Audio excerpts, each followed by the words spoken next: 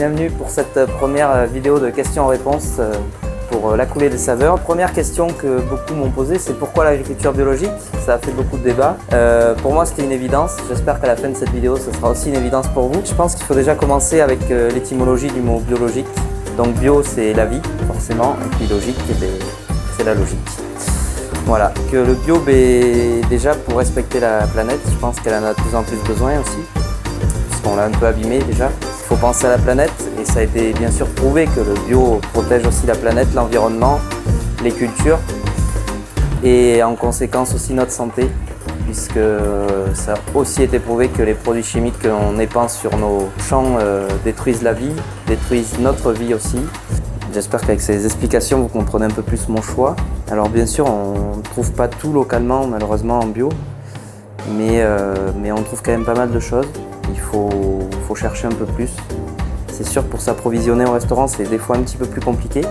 Par exemple, pour le canard, c'est un peu plus compliqué à trouver en agriculture biologique. Donc à ce moment-là, je préfère me fournir localement, connaissant les agriculteurs et leur façon de travailler. Je sais aussi que voilà, ils ont le respect animal en ligne de mire et en objectif prioritaire. Le local, justement, sera l'objet d'une prochaine question, puisque c'est aussi une des choses primordiales du restaurant avec donc l'agriculture biologique. Les produits bio que je sélectionne au restaurant sont des produits qui ont du goût, qui sont faciles à cuisiner. Il n'y a pas besoin de rajouter des épices à outrance pour arriver à faire quelque chose avec du caractère. Ce sont des produits qui ont du caractère, qui ont leur goût original. Je prends souvent l'exemple des tomates.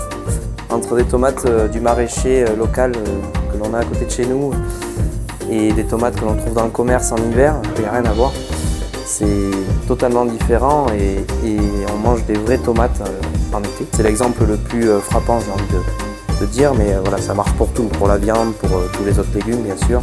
Prenez des frites surgelées que vous trouvez dans tous les magasins et faites des frites avec des vraies pommes de terre que vous avez au jardin ou que vous pouvez avoir aussi avec votre maraîcher à côté de chez vous.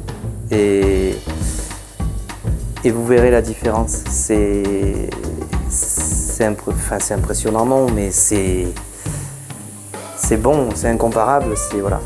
Ça c'est du sirop de menthe. C'est du vrai sirop de menthe. Vous voyez la couleur? C'est du sirop de menthe bio, donc il n'y a pas de colorant en fait. C'est aussi ça l'agriculture biologique. Pas d'additifs, pas de colorant. Et vous avez un goût. Le sirop de menthe, c'est ma chose préférée parce qu'il y a beaucoup de gens, quand je sers un sirop de menthe, on me dit mais c'est pas du sirop de menthe. Et goûtez-le et dites-moi que c'est pas du sirop de menthe. Le vrai goût de la menthe.